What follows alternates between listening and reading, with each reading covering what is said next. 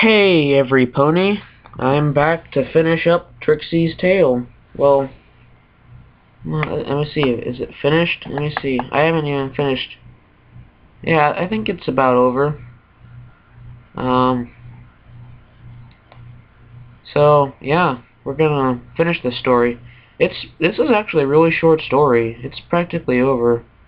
Alright, I'm gonna stop talking. I'm gonna get into my voice actor. The great and powerful Trixie and I haven't done Twilight. I haven't done a lot of them yet. Excuse me. Alright, we'll just try. I'll improvise. Her heart filled with hope, even though she knew it could. Oh, I'll just go back to where we were. She started searching for clues as to where Trixie could have gone. She knew how astronomical the odds were of finding her in the dark, but still she searched. In a few minutes she found something. A small light. Her heart filled with hope, even though she knew it could easily be just a lightning. But when she walked into a small clearing, her heart rose and sank. It rose because it was a small fire. However, flower stems and hoofprints in the clearing.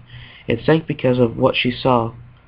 She saw a small shelter poorly put together with twigs and sticks.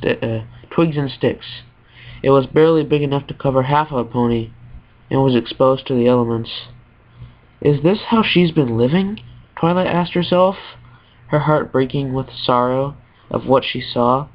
Of what she caused. She followed the most recent hoofprints, and after a few minutes of walking, she saw a light through the trees.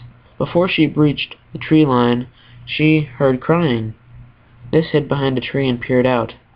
The majestic scenery she saw that night would be engraved into her memory forever. Surrounded by the forest was a large, beautiful lake that reflected the night sky perfectly, since there were no clouds. In front of a lake, lying next to the gravestone, was Trixie. Her almost malnourished body was shaking as she cried.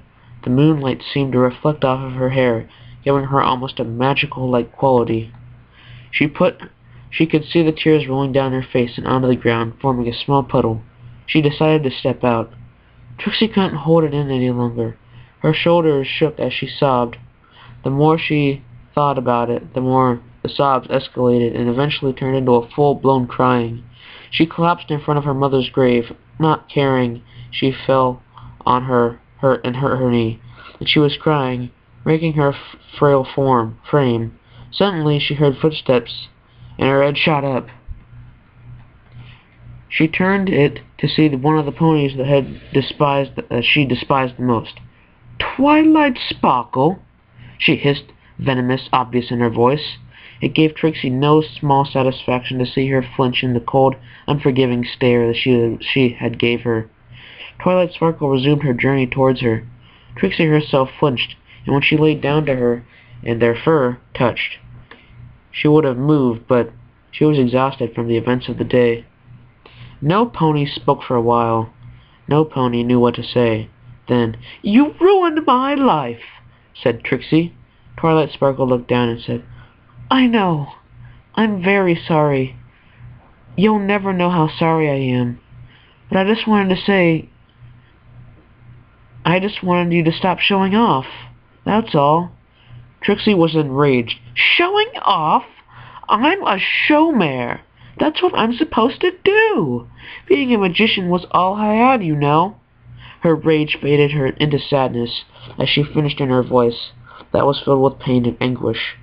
"You took that away from me." She hated herself for doing it, but she started crying in front of Twilight. "I know, I'm sorry, but I don't have a home or some family." Wait. Oh, that was Twilight. Duh. Alright. I know I'm sorry, but don't you have a home or some family?" Twilight asked. Her tears started to flow harder. "No. That wagon was my home. As for my father died before I was born," and she was shaking now, like a herd of elephants was coming through. "And my mother died 7 years ago. This is her gravestone. We used to come here all the time before..." She let out a choked sob. Before the cancer! She finished. Oh, okay, that was hard for me. That was hard for me mentally to say. I can say it, but that kind of punched me in the face. She felt something wet hit her shoulder and rolled down her azure black fur. She looked up to see Twilight crying right beside her. Oh, that's sweet. Well, sad. She went on to finish her story. Right before she died, she gave me this cape and hat. She made it herself. She told me I was destined to be great and powerful. And so, that's what I did. I became the great and powerful Trixie.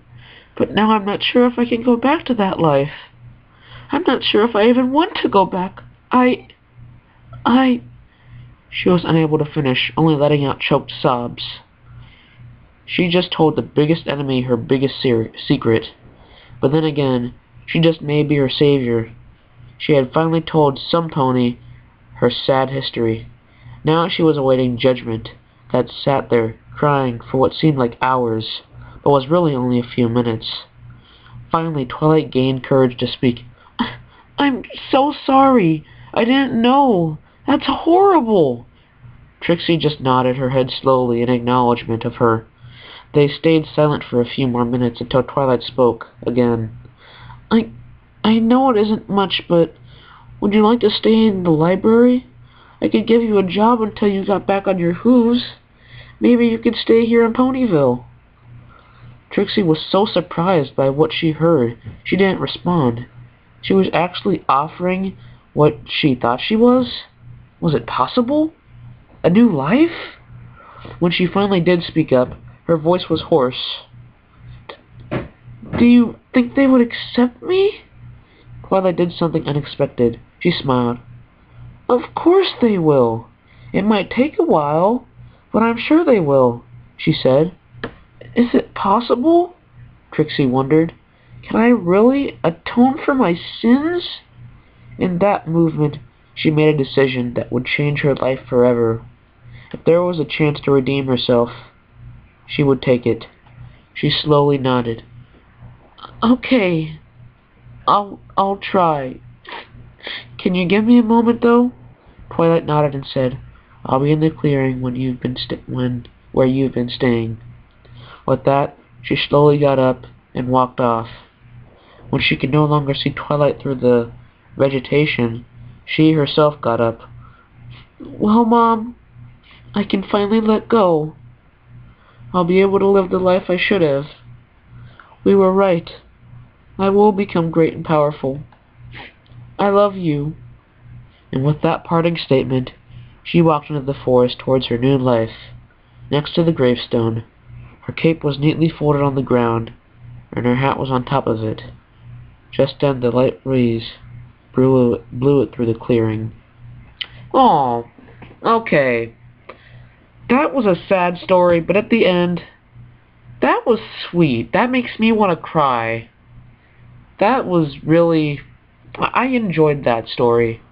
I'm glad that this is the first one that I read, because I may have screwed up, but I pulled it through. And I'm glad at what I did here today. I like this story. And I hope you like it too. So, yeah. That's about it.